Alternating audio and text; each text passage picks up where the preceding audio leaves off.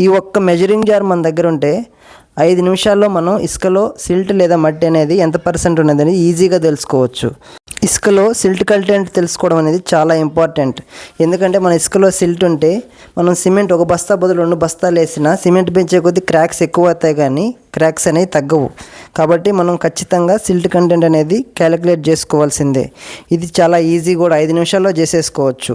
దీనికి కావాల్సింది ఏంటంటే మన చేతిలో చూపించే ఈ మెజరింగ్ జార్. ఇది పెద్ద కాస్ట్లీ ఏం కాదు, జస్ట్ 200 లేదా 300 పెడితే మనకి జార్ అనేది వచ్చేస్తుంది. నెక్స్ట్ మన ఇంట్లో వాడుకునే సాల్ట్ ఒకటి, నెక్స్ట్ వాటర్, ఈ 3 ఉంటే చాలు. మనం 5 మినిట్స్లో ఈ సిల్ట్ కంటెంట్ అనేది క్యాలిక్యులేట్ చేసుకోవచ్చు. మనం ఈ సిల్ట్ కంటెంట్ అనేది ఎలా క్యాలిక్యులేట్ చేయాలో ఫుల్ లెంత్ వీడియో చేసాము. అది మన డిస్క్రిప్షన్లో కూడా ప్రొవైడ్ చేస్తున్నాము. ఖచ్చితంగా చూడండి, ఎందుకంటే అందరూ తెలుసుకోవాల్సిన విషయం ఇది. Please watch this.